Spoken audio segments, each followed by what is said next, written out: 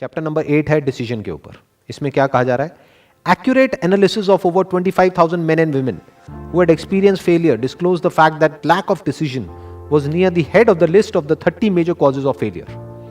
30 वजह जो इन्होंने ढूंढी निकाली फेलियर की, कि जिस वजह से लोग फेल होते हैं, उस लिस्ट में सबसे टॉप पे जो है that is lack of decision. This is no mere statement of a theory, it is a fact. Procrastination, the opposite of decision, is a common enemy that practically everybody must conquer. अब क्या कहा जा रहा है यहां पे? सबसे बड़ा चैलेंज क्या आने वाला है? प्रोक्रेस्टिनेशन. मतलब क्या कि हम टालते रहते हैं, lack of decision. And life is all about a decision. Life क्या है अगर डिसीजन नहीं है तो? हर कदम पे एक डिसीजन, और डिसीजन ना लेना भी अपने आप में एक डिसीजन है. तो यहां पर क्या कहा जा रहा है? Lack of decision. कि हम सही टाइम पे, जब सही मौका होता है, तब सोचते रह जाते हैं, फिर वो मौका हाथ से निकल जाता है, फिर उसके बाद में सिर्फ रिग्रेट करते हैं. ऐसा हमने अपने घरों में बहुत बार होते हुए देखा है. बड़े बूढ़े जब बैठ करके बात कर रहे होते तो क्या बातें कर रहे होते? उस टाइम पे मुझे मौका मिला था ये करने का, अगर कर लिया होता तो मैं आज पता नहीं कहां होता.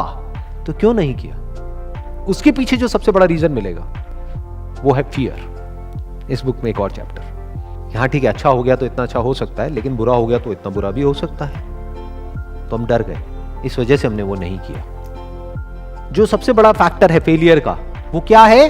कि वो कुछ करते ही नहीं है, इस वजह से फेल हो जाते हैं. इसलिए नहीं कि कुछ करते हैं और फिर उसमें फेल हो जाते हैं, नहीं, वो कुछ करते ही नहीं है, यानी सोचते ही रह जाते हैं. ना कुछ करने का डिसीजन ले पाते हैं, ना कुछ नहीं करने का, बीच में अटके रह जाते हैं और मौका निकल जाता है. इन अदर वर्ड्स, कल पे नहीं टालना है.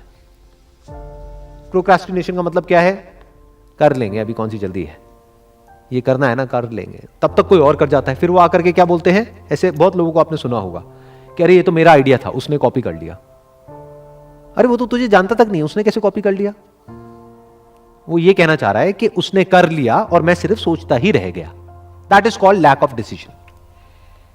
इन सिंपल वर्ड्स, कि मतलब मैं करने के बारे में सोचता रहा, लेकिन कोई और था जिसने सोचा, या ये कह लो हजारों लाखों लोगों ने सोचा, लेकिन उसमें से कोई एक था जिसने सिर्फ सोचा ही नहीं, किया भी.